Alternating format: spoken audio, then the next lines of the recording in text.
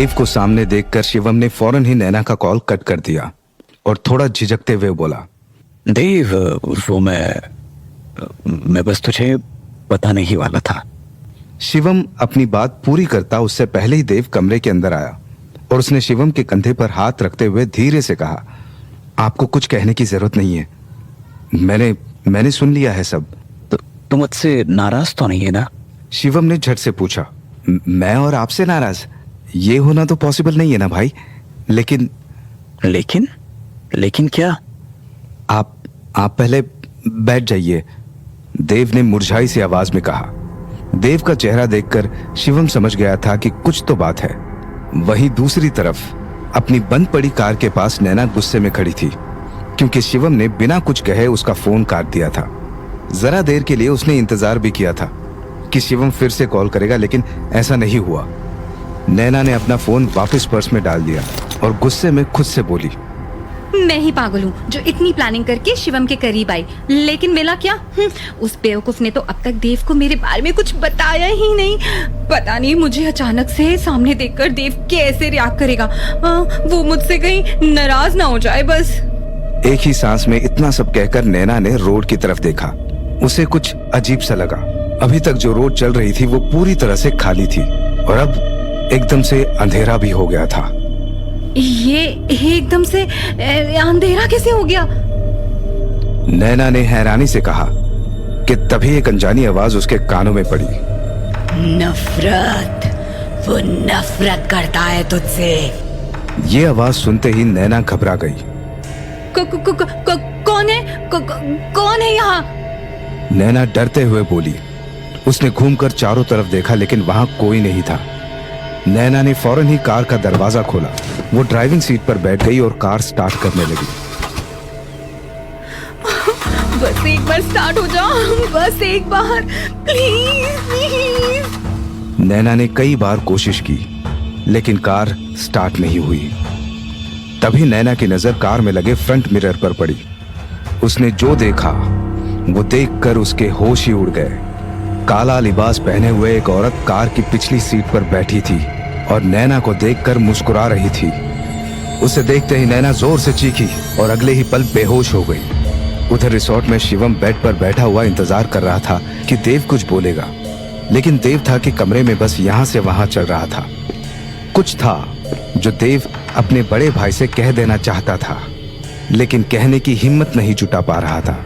क्या बात है देव, इतना क्या सोच रहा है? देख, इतना पेशेंस नहीं मुझ में। तुझे जो कहना है जल्दी से कह दे, मुझे जाना है। फिर नैना की कार खराब हो गई है, वो पता नहीं अकेले कैसे मैनेज कर रही होगी।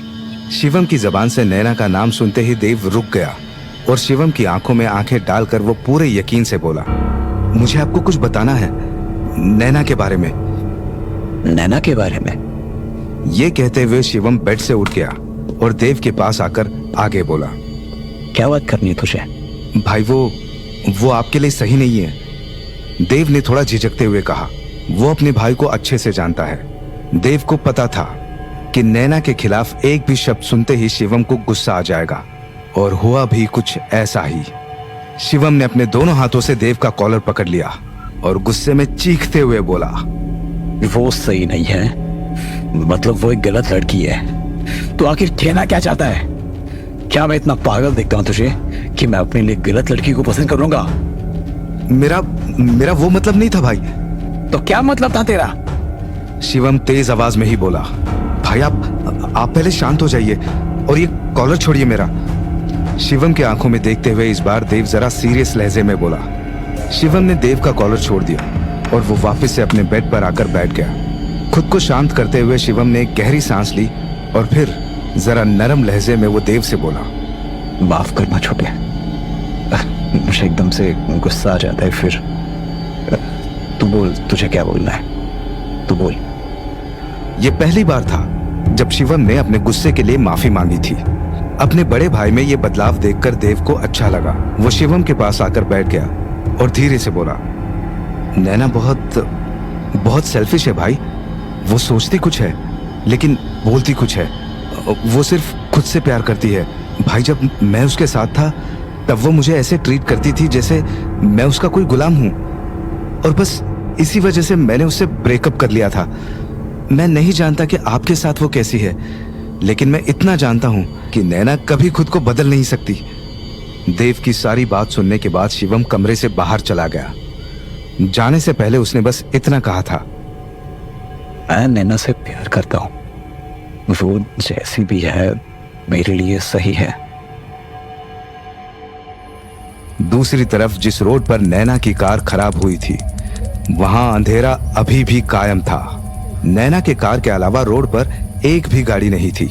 नैना जो अभी तक बेहोश थी, उसे एकदम से होश आ गया।